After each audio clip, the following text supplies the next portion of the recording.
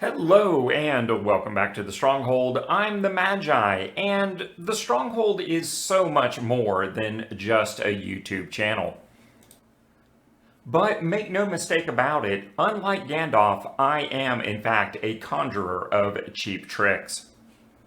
Because be it decks for any format, set reviews, or economy hacks, budget is what we do here. Because at the end of the day, whether it's free to play resources, cold hard cash, or just time, we're all limited in some way, and that makes us all budget players. So please take a moment to like, comment, subscribe, and share across all of our many platforms, and that will allow us to be stronger together as a community. But before we get into all that, we here at the Stronghold are officially on the road to 1,000 subs. And guess what? When we get there, we're going to give away an account. So if you're part of the 2/3 of viewers that routinely watch my content but haven't subscribed yet, go ahead and get in, player, because we're going to be doing some magic. Now, what were we talking about? Oh yeah, right. All right, so this is going to be a best 3 budget decks from 2023. But before we dive into that meat of the list, I wanted to talk about 2 honorable mentions that didn't qualify because technically these decks are based on 2022 card technology.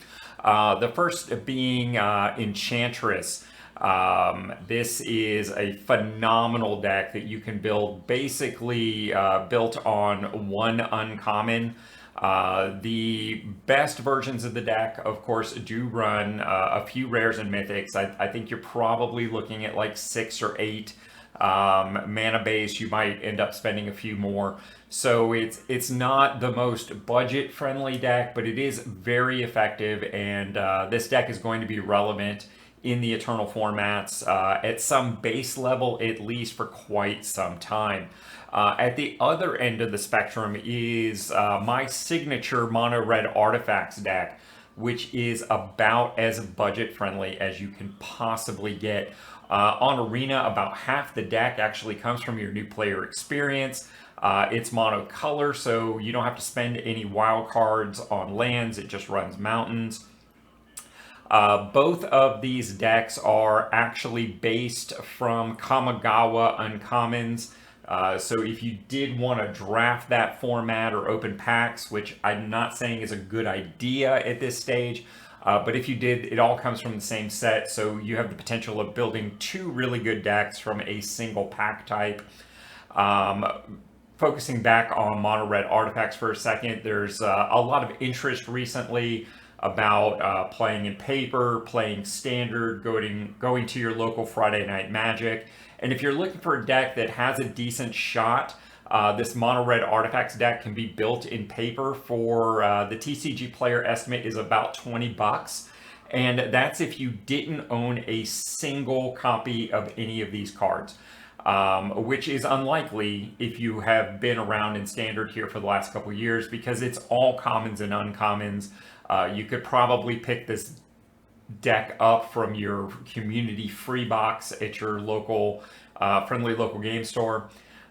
Just really, really awesome. And when you think about that $20, keep in mind that lightning strikes are currently going for $1 a piece. And once you eliminate that, like, there's no card over 50. I think Patchwork Automation might be a 55-cent card. Other than that, you're talking about dirt cheap deck. $20 on the TCG player estimate once again. But now that we've got the honorable mentions out of the way, let's move in and talk about number 3.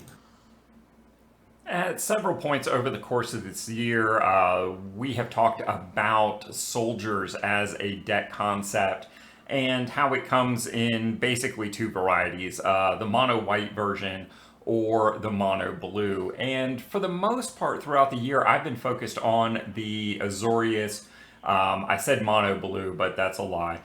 It's obviously a blue-white Azorius deck. And I've been focused on that up to this point because it made better use of your draft resources and your jump-in resources.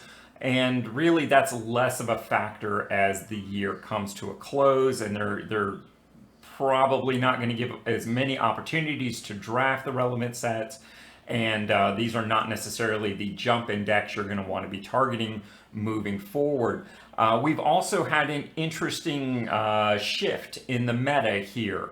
The meta for the mono white is about 4.2, whereas the Azorius is about 2.7%. And really, this is a function of the win rates. Mono white has maintained an average win rate around 77. The Azorius version is around 71%. And as you can see here, the mono white obviously is much more budget friendly with 7 higher rarity wild cards, all being rare, 0 mythics for the mono white version. The blue white, it's more than double that with 15 rares and a mythic in the ideal case. If you were building these in paper, you'd be looking at about $20 for the mono white and about $80 for the blue white Azorius version. And all in all, whether you're looking at wild cards, you're looking at dollar cost to build it in paper, whether you're looking at the win rate, really, that is a big increase in cost to splash what is essentially 5 rare cards in the budget builds.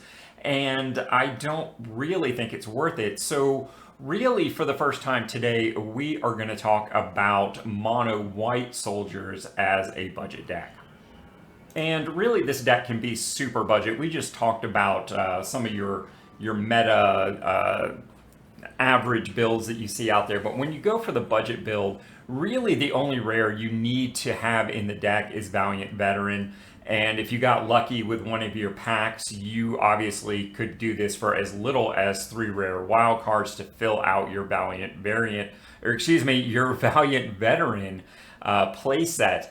There are a number of other rares that do make the deck much, much better. But again, if you got kind of lucky with those, or you were very tactical with your jump-in picks, it's not unrealistic to think that you could build a very workable and effective version of this deck on a budget of like 7 rare wild cards. And that is absurdly cheap when you look at the standard meta, where it's not unusual to have decks with 30 plus rares in them. All right, so let's dig in depth on this budget soldiers build. It's really very simple. As mono white, obviously we are just running plains.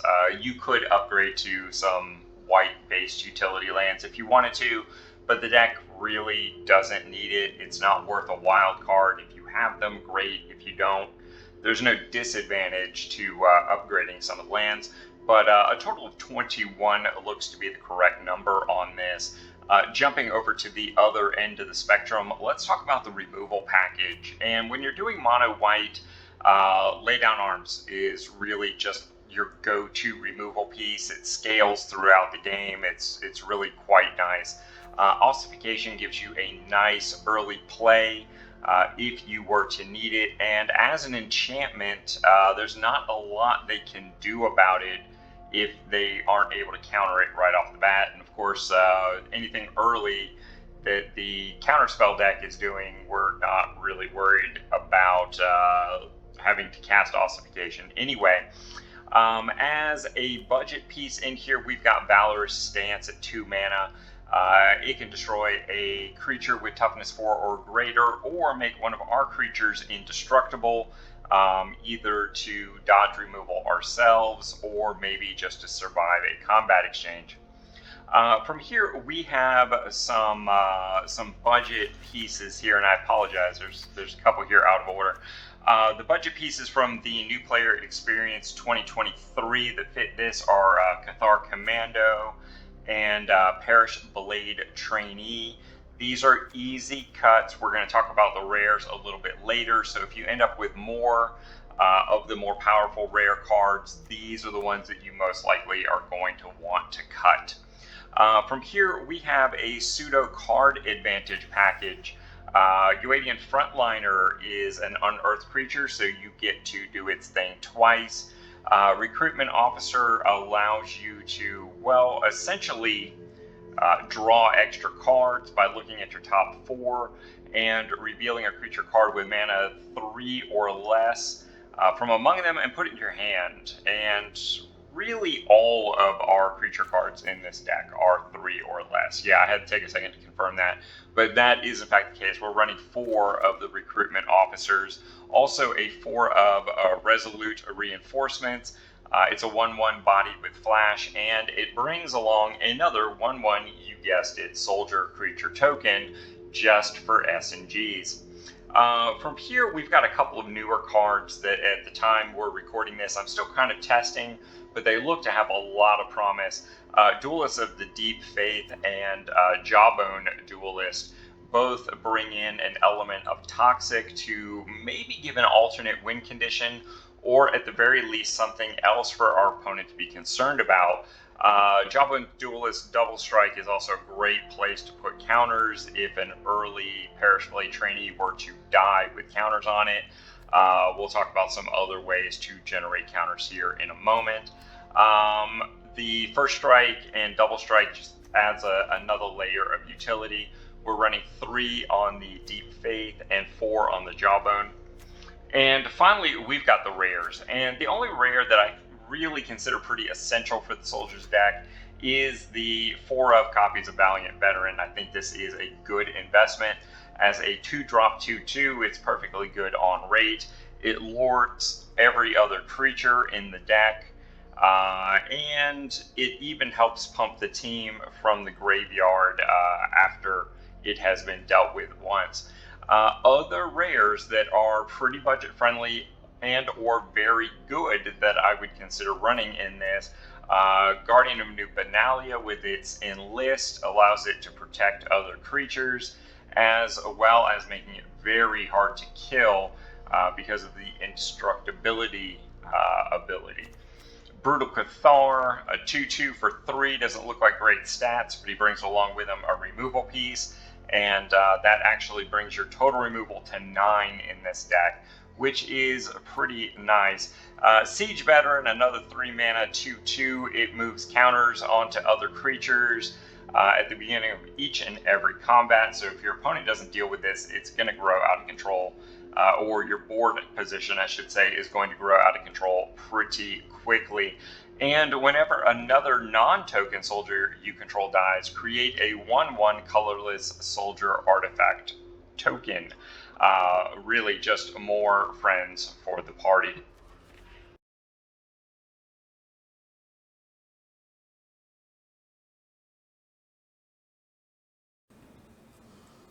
And before we move on from this deck, I wanted to put a word in here about Coppercoat Vanguard.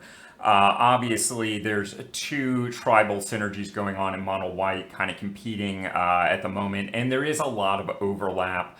Coppercoat Vanguard, being both human and soldier, fits both strategies, but it lords for the human tribal strategy and not the soldier. Right now, I think Soldiers is the better value for us budget players because of the effective win rate versus the cost on that. The ratio is just a little bit better, to put it in simplest terms. If you are considering spending wild cards on rare wild cards, that is, on Valiant Veteran, and you're tight on wild cards, certainly you could spend uncommons for the Coppercoat Vanguard and come out with a very similar looking deck at potentially a lower cost, but also arguably a lower effectiveness. Coppercoat Vanguard, if you're not familiar, comes to us from the recent small Aftermath set. And for a budget free-to-play community, my recommendation was not to buy a bunch of packs on this. Honestly, you only get the 3 freebies. You get no other free pack support. So when we talk about cards from this set, we're almost certainly talking about wild cards for the most part, because you didn't get these cards for free. And like I said a moment ago, I think Soldiers is just a better place to be. Now, that having been said, once the new player experience decks for 2024 come out and we know what that card pool is going to be looking like, we will reevaluate that humans versus soldiers aspect, because really humans is not that far off, and depending upon what free cards we get, that really could shift the balance, particularly for players that Now, were simply not out of respect around for time on the next during two decks, the I'm not going to do in-depth deck tech style coverage, because I have talked about these at various other points in the season. And while the deck has evolved, it really hasn't changed all that much in either of these cases. But don't worry, I haven't left you hanging. Before the end of the video, I'm going to show you exactly how to get that information if you are looking for it. At number 2, we've got the green-white toxic deck, which I lovingly refer to as Britany because of the Britney Spears single Toxic, just in case you had made it this far and didn't get that joke. This deck is really solid. It's hitting win rates in the upper 60s, low 70s, depending upon the matchups. And interestingly, if you are looking for a grinder deck, something to hit those white creatures or white spells, cast creatures, obviously we just talked about the win rate, but also things like destroy creatures, things like that. This deck does just as well at hitting those white spells, cast creatures, attack, grind, things like that, as the mono white version that we just talked about. It has the added benefit of all coming from a single pack, that unironically being one. Phyrexia all will be one, as opposed to Soldiers that comes from 2-3 different packs primarily over the course of a year and a half. All in all, this can be a more budget-friendly option if someone is looking for those grinder attributes that we talked about and maybe can't build both the decks. If I had to pick one, I'd pick Britany. It's the one that I reach to the most. And of course, it has the added benefits of also contributing to things like your cast green spells, if at a somewhat lesser degree. Britany is very budget friendly. Outside of the land base, you're only really looking at 2 rares, that being Venerated Rot Priest and Bloated Contaminator, both of which are available through Jump In 2023 packs that we do expect to continue into the 2024 season. And of course, you can spend virtually as many rares as you want to on the mana base. But really, 3 is more than adequate, and for the most part, you can get the 3 that you want through the new player experience collections and just drafting your way into it. I don't know that I'd spend any wild cards on this deck. You can easily pick up the more important rares, the Rot Priest and the Contaminator, like I said, through Jump In and getting lucky with your pack openings and things like that. Very, very simple deck to put together. When you look at this for the overall, let me get back to this, sorry. If you take my budget deck, it's about $38 if you were to use the TCG player estimate. And as I said, on Arena, it can be even cheaper than that. So pretty phenomenal budget deck there. And of course, the number 1 budget deck for 2023 is no surprise to anyone who's been around the channel for a little while. That is the Mono Blue Flow Control, built around the high value of Hadi Jin and Tolarian Terror, and the overall utility of Flow of Knowledge. This deck is just really good, and even the budget version is pretty close to the meta version, and dare I say, I think our version is actually better particularly at the lower end of the spectrum for rank play. So you can pretty easily use this deck to not only make silver with ease, but fairly easily rank up into gold, and with any amount of luck hit platinum. Not that ranking should really be a budget player's priority, but it is a very solid deck, and really even plays well beyond platinum on the rare occasions that I have had the opportunity to test it there. I am pulling win rates in the low 60s with this deck, and considering that you really only need 4 or 5 rares, the primary rare, of course, being Hadi Jin. You can easily pick up a copy and jump in. You could easily pick up a copy just getting lucky with your packs. So you could build this deck for as little as 2 or 3 rare wild cards.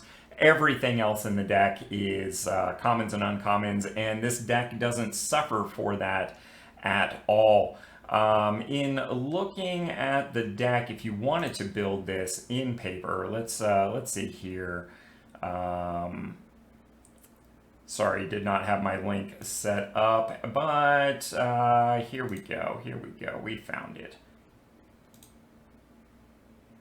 That is TCG player estimate $25. And really, since the majority of the deck is the commons and uncommons, if you were to cut the non-essential single rare that's in this deck, you'd be talking about under $10 to order a playset of Hadi Jins and have a very workable deck going for you that you could easily take into Friday Night Magic and annoy the crap out of all your friends. And, well, isn't that what Friday Night Magic is really all about, kids? Now, as I said earlier, for respect for your time and everyone's time in the community, I didn't do full deck techs on the decks that we have talked about quite a bit so far this season.